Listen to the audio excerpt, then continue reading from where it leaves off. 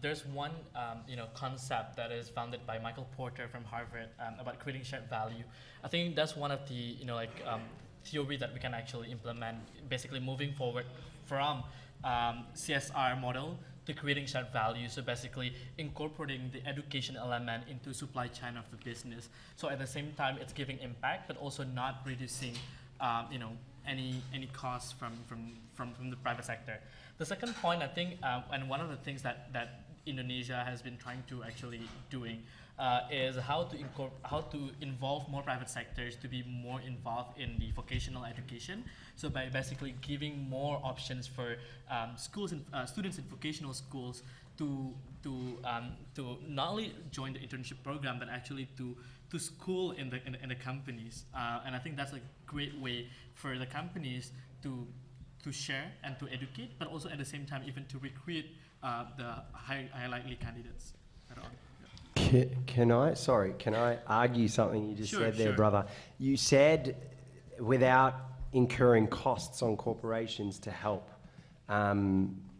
enhance the education aspect of it, but why can't corporations or companies actually set with UN and with the governments, the power that holds, to put in a system in place where through tax or through certain agreements that are put in place, then why can't corporations, after a certain amount of money they make a year, actually put in some money to help those that are further in need? Because then what that creates is a cycle for their children to realize, hang on, oh wow, dad is helping people that actually are in need. I mean, he probably already does, but helping children that are in need, to educate them and to encourage them and all that sort of stuff. I agree with bringing them a part of the corporations and the corporations doing mentoring and things like that, but I genuinely believe that, I think, to answer your question,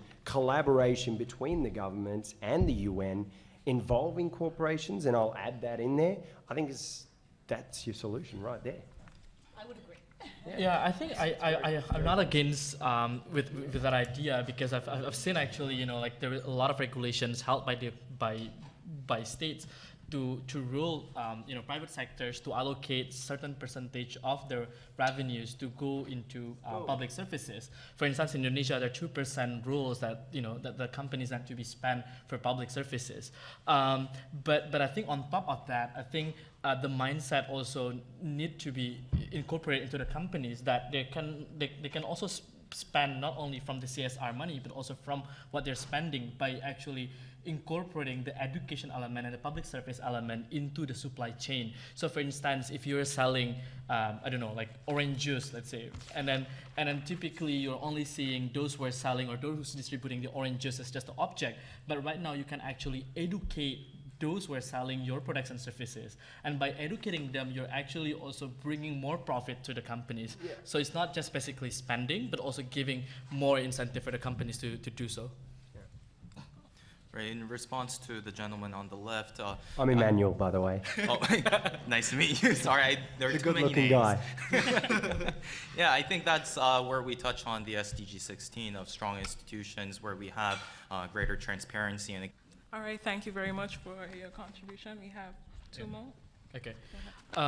So I think I'd like to talk specifically about how young people can actually contribute more in terms of creating the content.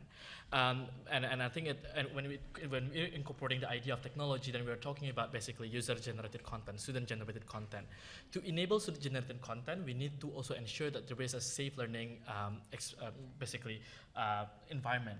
One of the things that we're doing at Ruang Guru in Indonesia is that I think when we're thinking about we're moving the learning experience to digital environment, we need to think about where the social element comes in, because in Indonesia is one of the public education system is almost dysfunctional, because almost every single kid, even when they're coming from low-income community, they're still going to tutoring services or to after-school programs. And one of the major reasons when we ask the students why you're still going to tutoring services is not just because they want to get a better education, but because all of their friends also go there. So when we're thinking about moving this experience digitally, we need to think about how then we are going to incorporate the social element.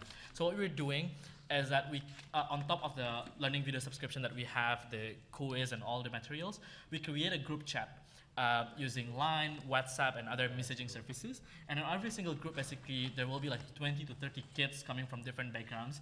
And they're basically becoming sort of like a peer group in a digital learning era, basically.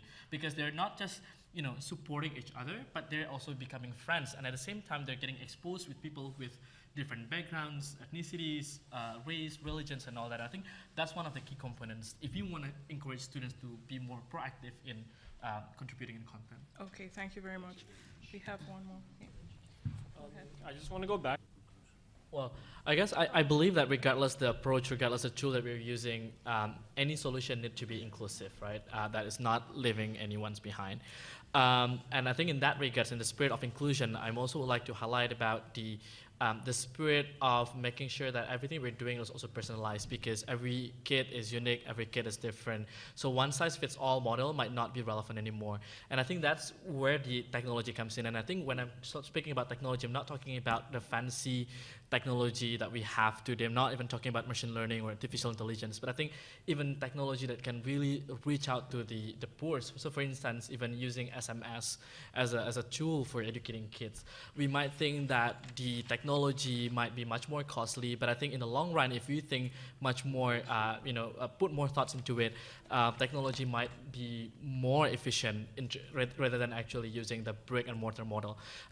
So that's another point that I would like to highlight. I mean, if you look at the world where we live in right now, Amazon is highly personalized, Netflix is highly personalized, but we haven't really seen much, how we actually really harness the potential of technology for education, and how do we make sure that everything that we're doing is also inclusive at the same time.